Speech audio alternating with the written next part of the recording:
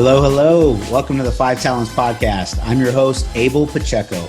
I interview the top commercial real estate investors and industry experts so you can learn from their experiences. So if you're an investor, a high W-2 earner, or real estate or tech sales professional that wants to invest in real estate without having to manage properties or leave your day job, then this podcast is for you. Or if you're already investing in real estate, but you're doing it part-time and you want to become a full-time multifamily or full-time commercial real estate investor, this podcast is for you too. You're going to learn a ton. You will learn from real-life multifamily investors and other professionals in the industry. They're going to share their blueprints for success, and I'm super excited that you're here. So I hope you enjoy the show.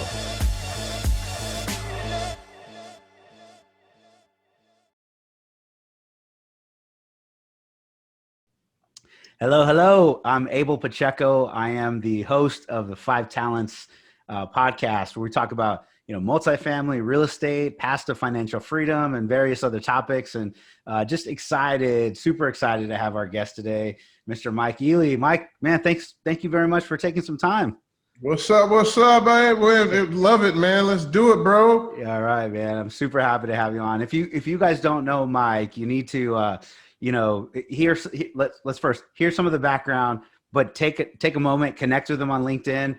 Do that sometime during this podcast. I think it'll bring a lot of value to your world. So Mike's a real estate, entrepreneur, real estate expert, real estate professional. Has been doing this for 20 years.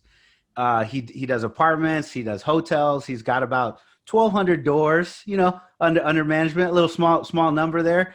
And just last year, they did $100 million of real estate just last year alone. So this is an individual you want to grab a pen and pad, take some notes. I think it'll help you. And then I know he's a big family man. He's big on motivation and mindset, which is kind of why we do all this stuff, right, Mike? That's good to have you on, man.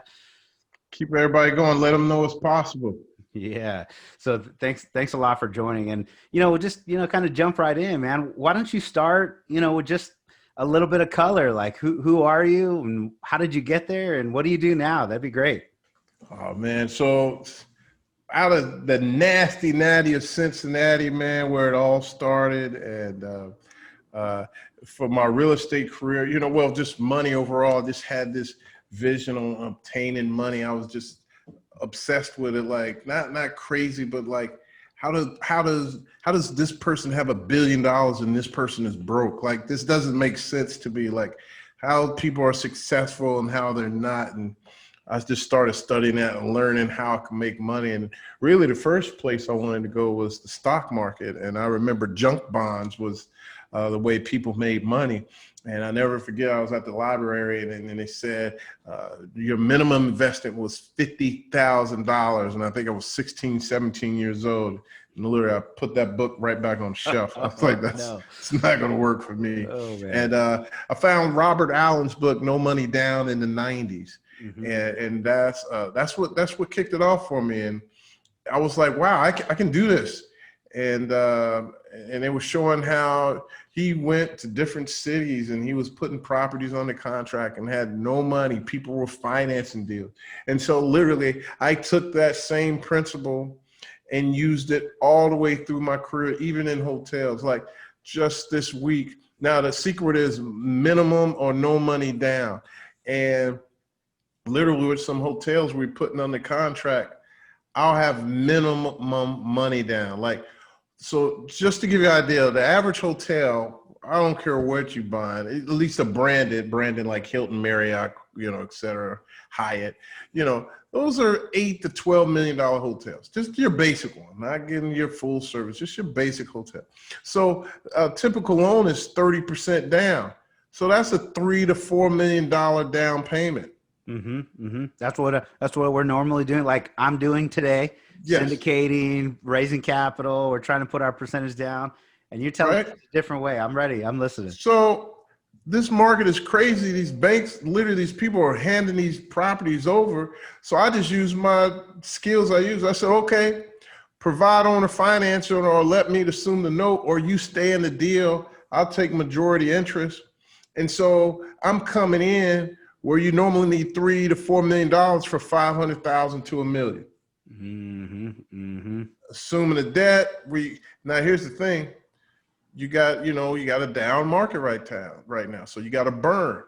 Well, I analyzed the costs, I know what it's going to take, and I know the market's going to be down for a year, right? Well, I budget for it. I look at the worst case scenario. We put cash reserves, and we know the market's going to come back in 2022. We budget for that, and next thing you know, there we are. And so, we set this big, hairy, audacious goals because that's what I like. Jim Collins. What was that? What was the name of that book? From Good to Great. I love that. I was like, BHAGs. What the hell is that? Yeah, I think I read that in 2006. It was a great book. It was a great book. Man, but the BHAGs stay with me. Just setting a big, hairy, audacious, stupid goal, like ridiculous, like you way you could do it. Like Get it no on, way man. you're doing that. Yeah. And next thing you know, you look up, you're either like, holy crap, I did it. Or let's say you set a goal for 100 million, right? You didn't make it. You're like, holy crap, I made 20 million. Yeah. I'll take that. Like even let's go for our people with the smaller mental, right? Like believing, right? Not saying, they not there yet. I'm gonna make, that's like you saying, okay, I'm gonna do this one deal and make 10,000, but you only made 1,000, or you lost. Versus like, you know what? No, I'm going for the deals where I can make 100, 300,000, and you made 20. There's no difference. Matter of fact, since we're on that, what really pushed me to bigger deals, I was doing my regular flips, right? Yeah. Making, $3,000 to $20,000 a wholesale fee, or even a rehab, right? Wholesale flip, either one, however you want to call it. And I met these people that were doing big developments, 50 million, 100 million, 75 million. And I was watching, and I noticed they had the same problems that me and you have, the same problems. Contractors not showing up, people stealing material, not producing the product on time, having to fire contractors, your sales agent ain't selling, the leasing manager didn't lease it up in a timely manner. And I was like, now, wait a minute. They got the same problems I got, but I'm only making $5,000 or $10,000 and they making $2-3 million. There's a big difference on dealing with those problems for that price. I said, and I got the same problem? Yeah, I got the same Who's problem. got the real problem? Oh, it sounds like you did at that point, man. Yeah. So you corrected that, huh? Yeah, there's perspective, and that's what kind of like, man, I could do big deals, and I start seeing other people do it. And it kind of reminds me of the 4-minute mile. I can't even remember all these people's names, but Roger Bannister. Yeah, Roger Bannister. They said the 4-minute mile was impossible, and for decades nobody did it. And then he finally did it. And then 45 days later, John Landy broke it. And then right after that, children, college kids, high school kids start running the 4 minute, under 4 minutes. So what's holding you back? Yeah. Go for it. Yeah. I love it. What was it for you that helped you cross that chasm, that helped you, really say, you know what, Mike, like you told yourself, whether it was you told yourself or somebody else, or what was it that allowed you to say, I can do this? What was that? Really, it was my environment changed, right? I put myself in an environment where people were doing what I wanted to do. Literally, I didn't grow up in a bad neighborhood. I didn't grow up in the hood and, low income. No, I mean, my parents were middle income, both had jobs, and mom was a teacher, and my dad was a beer rep, then became a minister. I know that's kind of a metaphor. Yeah. Ministry, right? Yeah, I love it. But no, they were doing good. I mean, I think between them, they brought in 125,000 a year, and that's good money. I mean, but once you get older, that's not no money. And Yeah, but that's for I'm sure. not right. I'm not knocking, but anyway, I wasn't surrounded by entrepreneurs, right? I wasn't surrounded by people that really understood how to manage money or create money or wealth. And so, I was the rebel. In my family, you were either in a preacher or a teacher. And so I became a sinner, and that was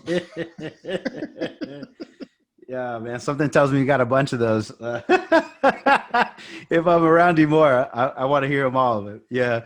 so. But anyway, I just like I knew we could do real estate, so I just started asking questions. Yeah. And regardless how dumb I sound, I just kept going after it. I kept trying it, and in summary, I start finally making money. I failed. Matter of fact, I failed miserably. I was making money, after reading books and doing Carlton sheets, right? Back in the day where you could get your own appraisal. Yeah. But I ended up getting like 20 units total, 20 doors. I had 2 full service car washes, and, I lost it all. I'll never forget. And I was broke. I moved back home with my mom and dad, and they were paying my bills. And they put me back in my room, which was even greater. I was 30 years old. It was so sexy. They painted my room pink and lavender and had purple and red flowers. I don't know. I mean, 30 years old, what are you going to say? Yeah, Hey, man. baby, you want to go back to my house tonight? Not gonna Hang out happen. Sorry, Mike. Oh, I love it, man. And so you were in that situation, man. You failed miserably. So I heard a couple things, right? Just to summarize, even at this point, you put yourself in a position to be around people that were doing bigger things than you were. And so naturally you started soaking up that knowledge, soaking up the education. Your mindset wasn't one that like, I can't do it. It was a matter of fact, oh, you can get it done. I just need to figure out how they're doing it. I can do the exact same thing. You go after it, you lose it all. And then what? Actually, I got a little backwards because I jumped, but yes, it was actually after I lost it. Then I started surrounding myself around people that could do it, because I was the guy that kept to myself. So I'll just read books. And apparently, as you see, that's why I failed. Like another thing, like you don't have to be smart or brilliant to do this. But you can't be a dummy either, right? But I don't know, right? It's just really, it's all about a commitment, and you don't stop until it's done. Yeah. I think here's a perfect story of explaining it. It was these Indians that would do a rain dance, and the farmers will always call for these Indians to do the rain dance for them when they were in a drought. And so after doing another dance, it rained. And so the people walked up to him and said, "What's your secret?" And he said, "It's simple. I just keep dancing until it rains." and in real estate, if you absolutely keep grinding, you're going to have rain. It's going to pour eventually, right? It's just, you got to keep it pounding the rock, right? Yeah. The harder you work, the luckier you get, man. I mean, and Yes. seriously, the more I put into it, the more, people are going to tell you stupid, or you're going to feel stupid. Either way, at some point, you could be like, why am I waking up, kicking myself in the head? I mean, literally, felt like I was getting punched in the face every day. Just pow, pow. And then one day, after a while, you're like, oh, you know what? You dodge it. And you move to the side, and you're able to throw punches back. And so in real estate, you make enough mistakes and you learn. And so instead of being smart, you obtain wisdom and you understand how it all works. And then once you get there, you realize it's all the same thing. Whether it's a widget or gidget, it's the same thing. And that's part of my success. I hung around people that were doing it. I even saw how they managed the money. Fortunately, I was around people that did great things. Like I had people that would net $100,000 on the deal. And all they did was take 10 or 15,000 out of the net proceeds. They put that in their own personal pocket. So they paid themselves first, but minimum. And then they put the rest of the money back into the deal and did some more and more and more deals after deal after deal. Yep. And so I learned how to save around now. From my parents, I just learned how to save a paycheck. From them, I learned how to save to do your next deal. Yep. And I learned how tax strategies. I've learned about IRA, self-directed IRAs, then 1031s, then buy mortgage notes, all because of people I hung around. Yeah. And then I get into hotels. I mean, I went in because I knew it made a lot of money. But one of the other reasons I went to hotels, man, everybody just seemed so happy. Oh, no kidding. I did. Let me just give you some insight. Yeah, give us an insight for those.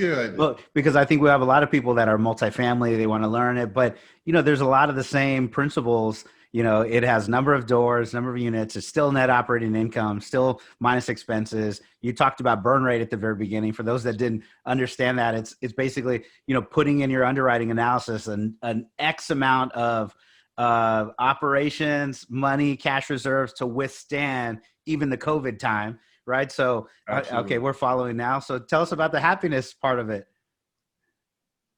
I mean, look, here's perfect. I was in Oklahoma working on a deal, and I meet, he was a doctor. He's retired, but he's still a doctor.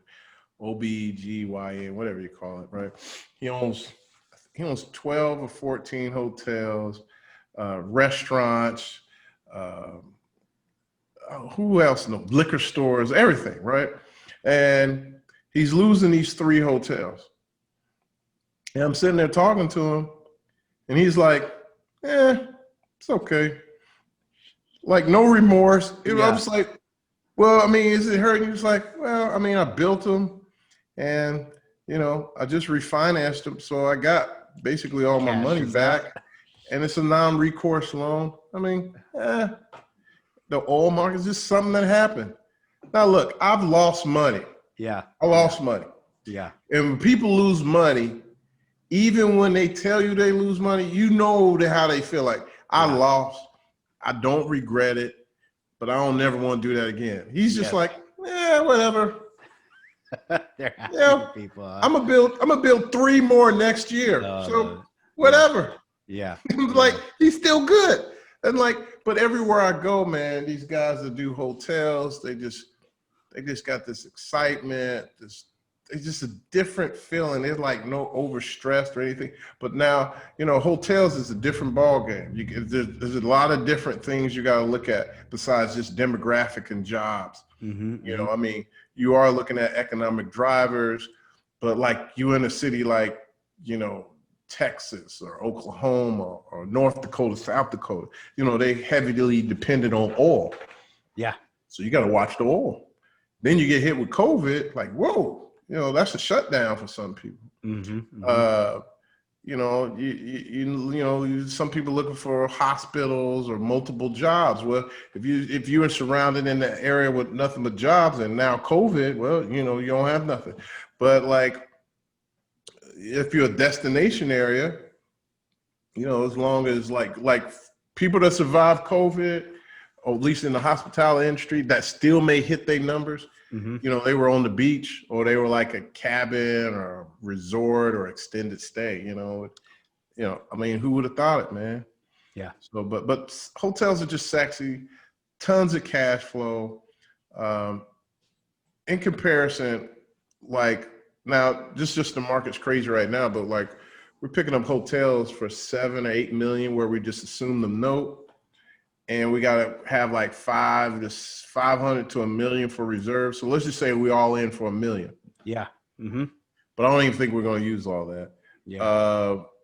When we're done with it, we should be able to sell it for like worst case 10 million, but upwards of 14 million. So at minimum, just on the sale, we should double our money. Minimum. I'm very, very conservative. It should be a 3X. Yeah. So there's hotel owners today, man, they didn't have enough operating expenses. They didn't have enough to last. So you end up working with you. You probably give them a great option. Hey, help me with this note. Maybe you give them a small piece of it still or whatever. And they sell it to you at a lower basis than they probably would have ever thought they were going to sell. But we're COVID time, you pick it up, and the cash in it is not necessarily a huge cash amount down payment on a note, for a new lender or whatever. It's more of, this is the operating expenses, but you're going to hand over the product to me. And then some period of time later, 2020, what did you say? 2022 is kind of how you're thinking? 2022. Yeah. That's, I mean, in 2023, the market should be back to where it used to be. Man, look at that. Look at that. There's the play. Yeah. I mean, and it's minimum investment. Now here's the thing. Here's a similar deal. Mm-hmm.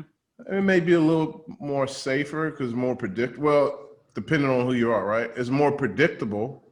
We have an opportunity where we can take an existing hotel in a nice A-class neighborhood, mm-hmm. where it's a low-end hotel. We can convert it to efficiencies. Mm-hmm. So I'm actually, if we get it under contract, I'll probably put it, I'll wholesale it. But in summary, I can go in and convert these rooms to little efficiencies, get $700-800 a month, be all in on the worst side, $4.5 million. It'll be worth $7 million. All right. Now, who wouldn't want that deal? I think that's easy. The only thing is, you got to go in and renovate it and put in that work. Mm-hmm, mm-hmm. And I'm confident that's a number, that's a deal that will turn out to that. Like, no question, minimum $7 million. I think it's worth more than that, but I'm very conservative. Yeah, whatever the cap rate. Oh, you go ahead. You go ahead. Sorry. Oh, it's cap rate be at a 7. I think I did it at an 8 cap. But nothing in this part of town sells. In that. Yeah, they sell like 7 and under.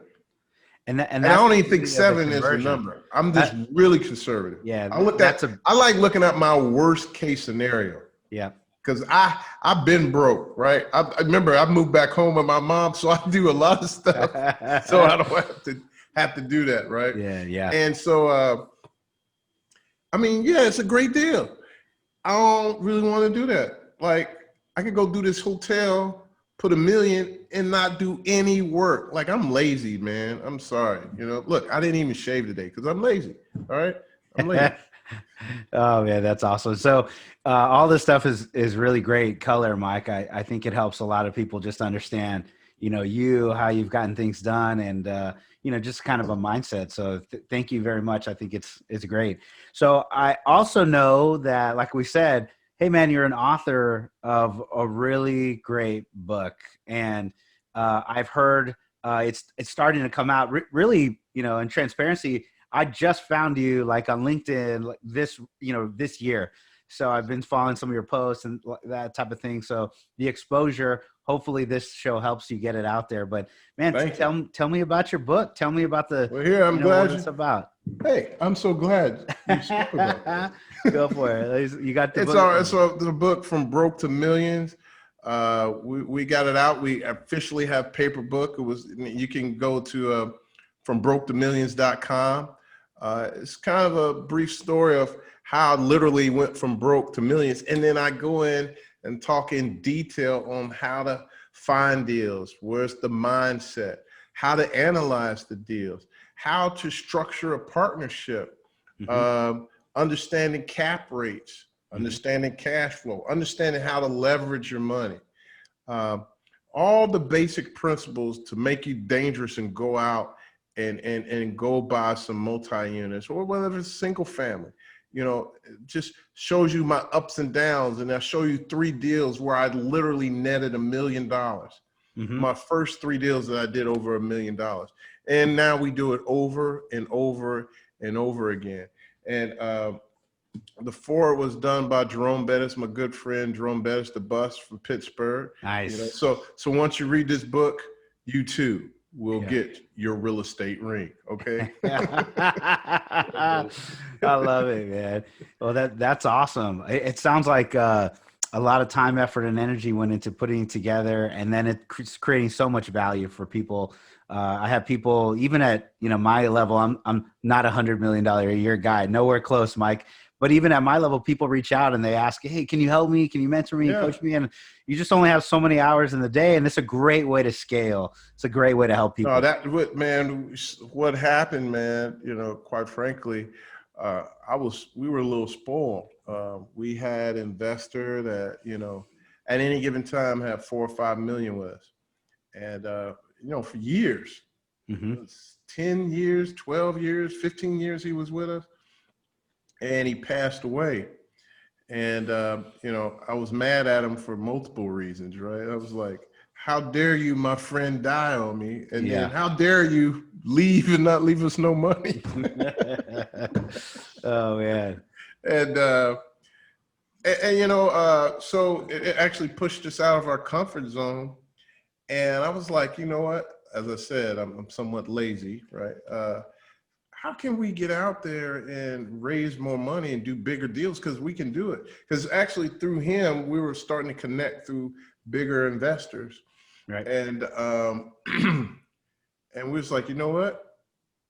Do what I always did. I used to teach at multiple adult ed schools on real estate investing 101, and always got a good return. Whether I'm selling, and then people don't want to market, want to get yourself out there. Show them what you know. Show them what you're good at. Don't overthink it. Don't try to be something you're not. If you're only a $5,000 guy, we'll stick to that. Because there's a lot of people don't know how to make $50, right? Yeah. So with that, so you know what? We're going to teach people.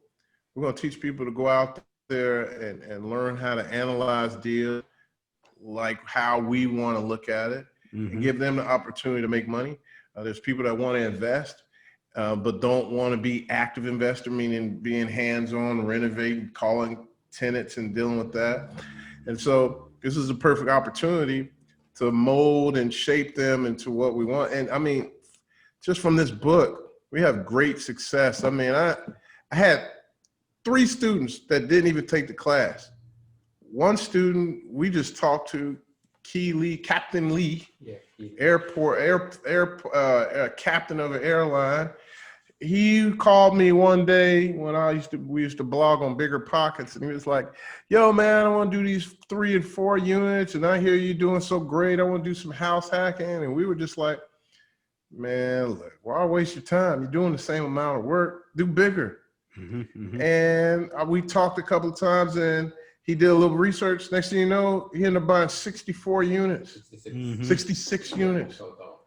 And then another young lady, same thing. She got our book, read it. She was already in GoSet, and she ended up doing was it a 14 unit or a 22 unit? Who was that? What, you mean Rashmi? Was it Rashmi? Yeah. How many units was that? I think it's 18. 18 units.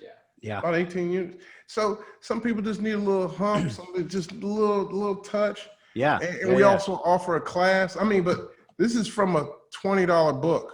Yeah, Imagine if you took the class. Get the $20 book. One, it's going to bring you a lot of value, and then 2, you want to connect to Mike. Push pause again for a second on the recording, whether you're watching video or listening. I would take the moment, connect with them, get in Mike's world, and I think just being around, seeing some of his posts, looking at his content, you're going to learn through the process. So that's awesome. Hello. This is Abel Pacheco, your host for the 5 Talents podcast. After listening to a few episodes, deep down, do you know that multifamily and commercial real estate investing is one of the best ways to create financial freedom? If you said yes to that question and you are where I was a few years ago, then I'd absolutely love to connect with you. A few years ago, I started personally consuming a ton of real estate education. I traveled all over the country, as many real estate conferences and seminars that I could go to. I took 200 plus hours of real estate education. I spent thousands of dollars along the way. And I did this because I knew the path to financial freedom for me and my family was through commercial real estate and syndication. So if you've made a similar decision, I'd love to connect with you. And potentially in the future, I'd love to partner with you as well. Take a moment, go to 5tcre.com/invest, and I'd love to set up a time to talk.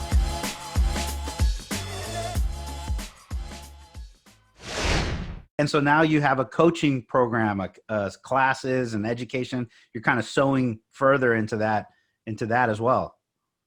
Yeah, so it's called Big Deal Hacking. You can go to bigdeadhacking.com, and basically, I say this, and I'm serious, but I'm joking. I'm a little envious of my students, man. They got the shortcut, brother. You got Oh to do my the hard work, goodness, man. Come on, you got to do the hard work. dude! Seriously, they taken what took me 20 years in 3 months or less. They showing so much progress. Like, my God, Tim. Actually, the deal I went to, I taught him how to analyze a hotel, which took me 5 years to really understand it. Tim, when did Tim sign up? Like August? Yeah, like 30 days? It ain't even been 30 days. A little shy of 30 days. Yeah. He already found me 2 deals. I flew out to Houston to look at one already, which I'm putting the offer in on. Yeah. This is less than 30 days, man. And I'm mad and happy. Like, I'm glad he found that because he's making my life easy. But I'm like, they didn't even have to, they should go through a little pain, right? Oh man, that's like, it's like your kids, you're like, they got it so easy. Like, but really, do you want them to go through what you went through? Like, it's the give and take. So, but I'm really excited.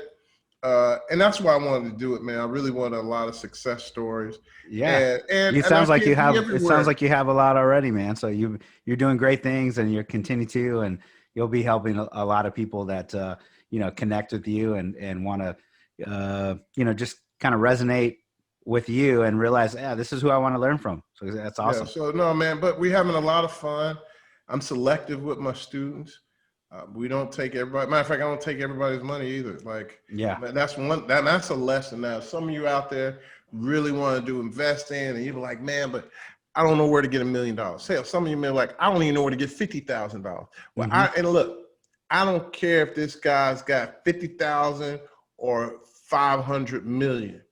If y'all don't get along, don't take their money. Money, listen, money is right up there with oxygen. It's really important, but it's not everything. It's more about a relationship and making sure you can reach everybody's goals and expectations. And if you can't do that, because when you do a deal, when you're in deals like this, you're committed. You could be in a 5-year, you could be in a 30-year relationship. I've seen where I'm fortunate enough, again, surrounding myself with different people. 3rd generation. I've seen it all right in front of how you have the 1st generation. You got dad that put it all together. Then he has a son or a daughter, and they see that daddy worked all the time or mom worked all the time and didn't have a lot of time. So they're a little envious or whatever. So when dad passes away, or even if he's alive, they don't want it. What he had, or maybe they do, but then when the dad start, passing stuff on to his brothers and nephews, and then you got the 3rd generation. Well, they don't even know anybody. They don't know each other. Like, the family's too big now, and they're arguing with each other. So I'm just saying, I've seen all the way to 3rd generation to people where you just took money and you didn't really care for, and it was so messy. Like, literally, there was a time I had a guy offer me $1 million to $2 million to do my project, and I needed that money. I needed it. I said, no, I can't. I don't think we would be a good fit, and we were. I really liked him too. Now, what has happened 3-4 years later, because he really wanted to learn from me. He wanted to be kind of a student, but I just couldn't give it to him. And I knew he would be calling me and everything, but now we got a system in place. 3-4 years later, I call him up, and he even knew my voice, and we had a great time, and we picked up. And I don't know if he's taking the class or not, but he's there, and we could work together. I'm never saying never, but at the time. Yeah. So, because you can ruin a relationship like that. If they had these expectations and you don't provide for it, then that's where the trouble starts. Yeah, I have a number of people ask me the same. If I invest, will you mentor and coach and that? And the expectations that that I have to set are the same ones that actually my first deal syndicator or sponsor that I invested with him. I said, can you mentor me and coach me? I remember asking him, he goes, I really don't have any time to do that. But if you invest with me, you'll learn through the process. You'll get, the reports and that type of thing. And if that works, then you should invest. And you can ask me any question you like. You're an owner. And so I did that. But now I kind of feel the full circle where somebody goes, well, can I go with you? Can I do this? And I'm like, I don't have the time.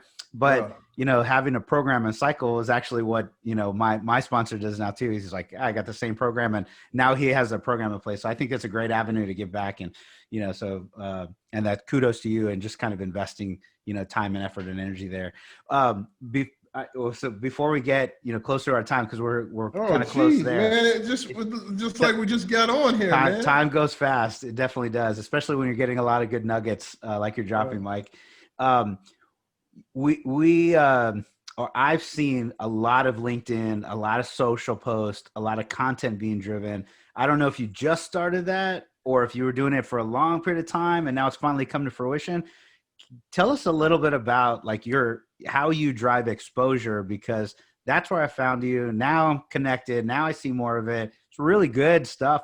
How do you, tell me about that whole system, especially right now for COVID, people like me are like trying to get their name out there, and how do they do that?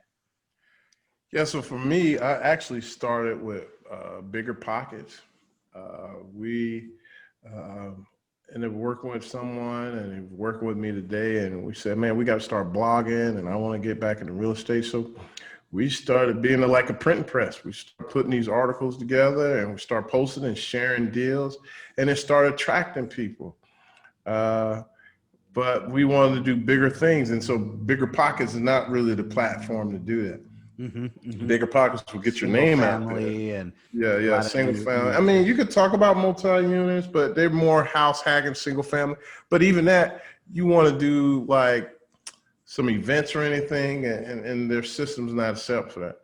So we jumped over into LinkedIn, and I have to say I got a team that helps me, but that you don't necessarily have to have that. It could be very simple. Sure. When you're starting out, you're in a different category, right? We're not doing $100 million a year either. We're different, right? I train my students to just, hey, matter of fact, if you're not a good writer, share an article.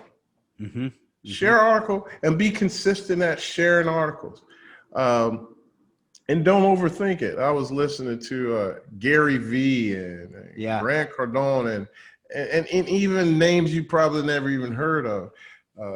All the bigger Dan Locke. And I don't know if you ever heard of Dan Pena. Oh my gosh, he's bananas. You ever heard of Dan Pena? You know what? I have not. I'm trying to rack my brain. I haven't seen it. I'll connect with him and check him out. He's a wild card. Okay. If all I'm saying, he's not for the faint-hearted. Got it. I'll see how wild he is. But Pena, Dan Pena, old dude. But anyway, don't overthink it. I never forget one of the things was a guy was asking Gary V. And a matter of fact, it's a perfect example. Gary V. He's asking guys, said, "Look, man, I don't know what to do. I don't know what I should teach." And Gary was like, "Dude, don't overthink it." He said, "You see that thing you got in the hand?" And he had his phone in his hand. He's like, "Yeah, this is what you do. Swipe up, go to your Facebook, go to LinkedIn or whatever, and click the button.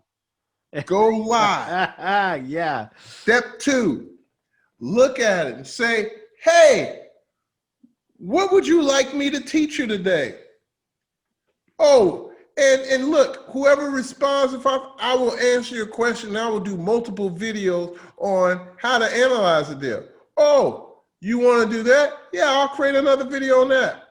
Hey, thanks a lot. See you soon. Click. That was it. Next thing you know, he makes videos and video. Next thing you know, you teach people. Next thing you know, they're following you. It's that simple. And I used to overthink. Like, I would put my suit on. I would write out what I want to say. I would create these images, and but you know what? I took that strategy myself, and it was one of my best views. I had over, I don't know, 8,000 views, 10,000 views. Like I'm not the big guy, right? But I had a lot of views, right? Yeah. And I think most of our listeners, anybody says, man, if I put something out there, 8 to 10,000 views. Yeah. we That'd happy, be right? amazing. Yeah. Yeah. Trust me, because I was like, dude, I didn't even get past 200. And trust me, I still got stuff that only got 7 views. I've been there, and Yeah. and 5 of those views were probably me.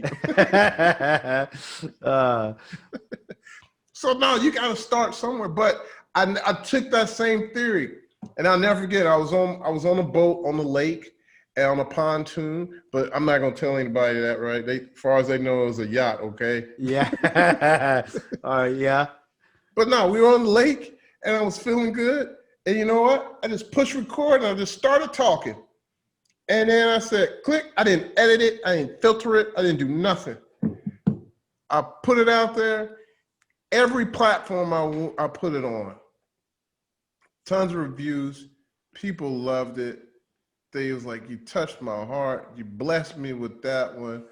Man, you just opened my mind. You freed my mind. So don't overthink it. And like I said, the ones I think about, those are the ones that don't even do nothing. And the ones I'm like, you probably shouldn't do it. Those are the ones you probably should. So there's I can't, I wish I could tell you what to do. You just keep putting it out there, and you be consistent, and people will start following you. And then next thing you know, they're looking for you. They're looking for that word, man. They're looking for something that will guide them to the next step. And yeah, I mean, it's not I wish I could tell you it's rocket science. No, I think you actually just broke it down. So for people that, are trying to figure this out, I heard Mike give a great formula, and the formula, but literally do that something today. Don't be afraid of the live button. Hit it, which I don't do anything like live. I record and send it out there, but I think that would probably, boost instant views. And then the people are going to tell you, like, it's funny when you have, people are going to tell you what they want to learn from you. I have another buddy that told me, hey, how come some of those posts that you send out only get, 4 or 5 looks or likes, and then some you have like 1,000 or 800 or whatever the number is, right? And he goes, watch your post like for happy birthday on like a Facebook. Watch your post when you have your go back to your little one being born, a wedding, those big ones, and everybody comments, and you see this long string. He goes, you think the one that you put out there with the like 7 likes, you think they're not watching? They're absolutely looking. It's just a matter of them engaging. Yes. And that's the difference sometimes. He goes, they're always watching. So I'm glad you said that. If you hit that like, the live video, now you can say, hey, I think I know you're watching. What do you want to hear from me about? And man, that starts it. And you just get more, if you're uncomfortable, that's where you're going to have success, right? When you're uncomfortable. Oh my goodness. Yes, so yes. I love that. But you said the key word. Now the key word at all, you don't engagement. When they respond, whether they like you, whether they put a like or something, especially, but mainly a comment. Likes, not so much, but a comment, you gotta respond. You gotta interact. Now that definitely is the key. Not only once you put the content out, but responding to comments. And that's because once you start talking to people, a lot of times people just want a voice. They want to know that they're being heard, and whether it was crazy or not, you just respond. And if it's too crazy, you delete it. So, it's that simple. Yeah, those are amazing nuggets, man. So I appreciate it. And I don't want to take more time than this has been we fun, have set man. up. It was just 3:08 a second ago, man. We're definitely moving, and man, I've just really appreciated the opportunity to get together and hear your story a little bit, learn a little bit from you, and get to know you better, man. I'm appreciative. I'm humbled as well. For those that are trying to get in touch with you, get closer to your world, learn something, get a class, get your book, whatever, what's the best way for the listeners and viewers to get into your world? You know what? If you want to get into our world, that's Apartment Investing Secrets, our Facebook group. Oh man, you'll get tons of content. Matter of fact, you should join as well. Like, you can share your information. This is a world for everybody, whether you just learning, whether you want to reach out to other people. People are trading, starting to trade deals. We have 2,000 members now. We have over 2,000 members, and all of them are focused on real estate and multifamily. Well, some of them do house hacking, right? Yeah. So And it's free. it's free. Apartment Investment Secret. I mean, that's one, but definitely go there, and forget about me. You'll get to learn me. You'll get to see all my content. Don't even. And look, I do want you to buy my book, okay? Yeah. From BrokeTheMillions.com. But look, you're like, you know what? I want to take your class. From Big Deal Hacking. You know what? I don't really care. Go to Apartment Investing Secrets. Let me provide value for you. Yeah, get there and first. If you feel that's good, then come on, let's take some classes. Yep. That sounds awesome. Well, we'll definitely put that. We'll link it in the show notes, and hopefully our listeners reach out and join the group. There's absolutely no downside to that. All upside. So please join.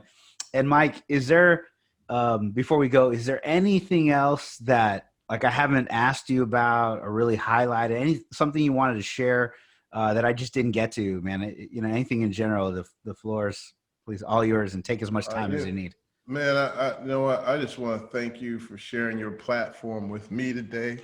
I am honored. And you saying, well, I don't do the deals. I don't care, man.